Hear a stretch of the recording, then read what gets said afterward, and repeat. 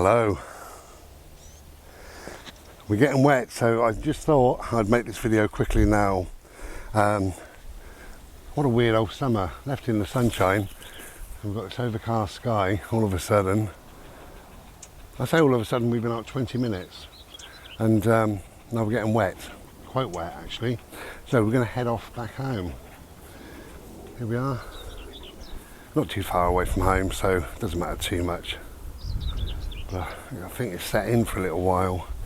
So it's just me and Bodes, just chilling out, doing what we do. So I thought I'd make a fairly quick video. I watched Mark this morning. As I'm making this, it's Wednesday. I've got a premiere coming up Thursday, so you won't see this till at least the weekend, probably Monday. So today, Wednesday, I saw Mark Y Explorer, W-Y-E. I know I've mentioned him several times in several videos, but he's a lovely guy, lovely watch. And Mark was saying there's a bit of a campaign on YouTube, and it's called Leave No Trace. And what normally happens with these sort of things is that you get nominated, don't you, to make a video on your take on what Leave No Trace might mean to you. I haven't been nominated, but I thought it's worth mentioning, really. So Leave No Trace really is about litter. It's about the state that some people leave the countryside, unfortunately, and we go there for a nice little bimble or a day out, or some people go and camp there overnight or whatever, and you find all sorts, crisp packets and bloody bottles and Coke tins, and worst is McDonald's wrappers I've found in places.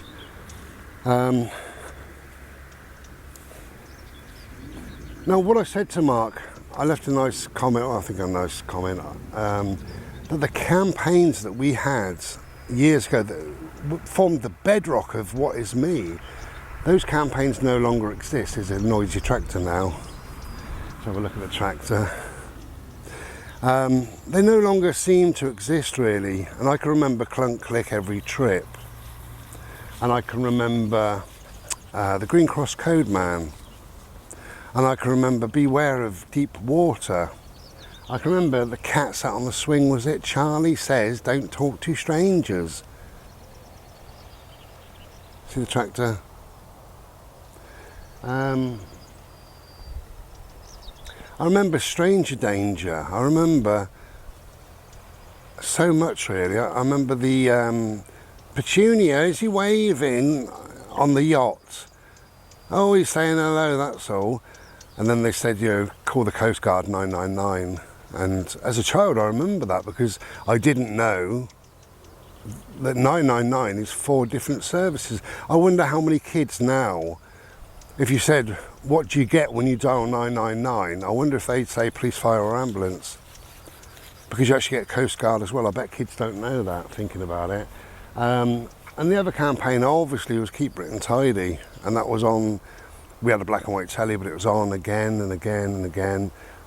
And it formed a bedrock, it formed this way of being that's still within me now. And I think it is with a lot of people of my age. I'm 26, whatever. I'm of a certain age. And I think people of a certain age would have seen all these campaigns and adhered to them and what have you. And about 3 or 4 weeks ago, I made a video, and part of the video I said about when I was a little boy, I was about 6, maybe 7, I was down the beach, obviously with my mum. It was a day trip, and I finished I think it's a packet of crisps, and I went to put them in the bag, and I didn't really put them in the bag, and it blew out. You know, the sea's always a bit blowy, and God, she tore me off a strip. Don't you bloody litter, go and pick that up, you know. So off my little skinny legs ran and picked it up and put it back in the bag. And she said, make sure you put litter properly in the bag, you know, or if not, go and find a bloody bin. Don't you litter, she was saying, you know. Bode, don't lick.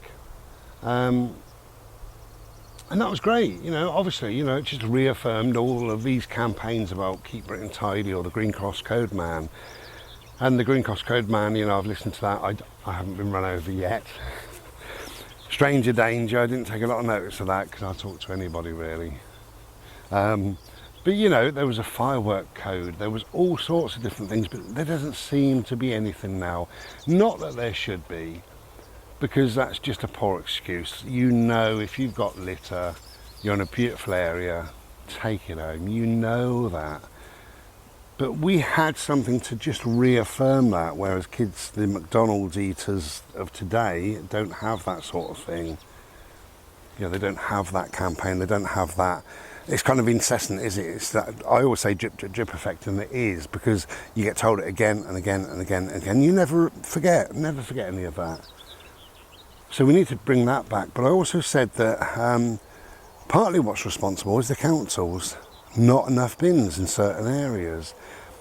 And yeah, okay, you take your litter home, that's number one, that's what you should do. But if the council are not playing their part and not providing enough bins, then they're sort of semi-culpable for what people are doing. I mean, ultimately, Bodie, please don't lick.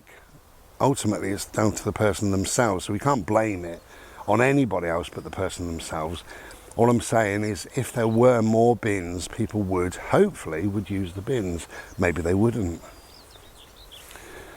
But the questions that I've got in my head is not why people litter, but who litters.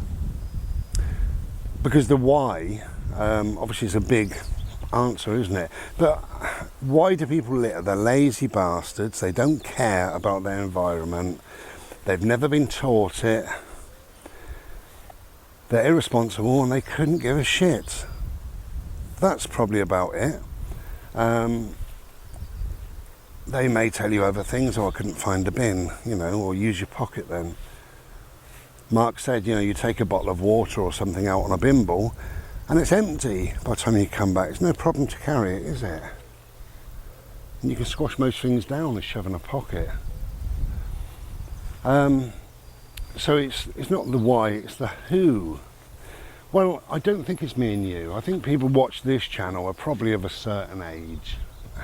You know, I know lots of different people watch it, but maybe you're 40 to 70, maybe, as a guess. So you won't litter. You just won't do it, you know. I'd be amazed if you littered, really. But when I was travelling, you know, initially I had a litter picker and black bags. I always tidied up an area, always, before I slept there for the night. Just didn't want people thinking that it was me. But in those areas, you know, you used to get the boy racers come down and they just hook a load of stuff out the window, McDonald's wrappers and stuff like that. I only caught one once and I shoved it all back through his window. Yeah, picked it all up and just shoved it straight through. And then said a few kind words to him. So hopefully he'll remember that. But for us, you know, I mean, I think Mark and I think, come here please, come here, there's a tractor, come here, thank you. Going off on your own.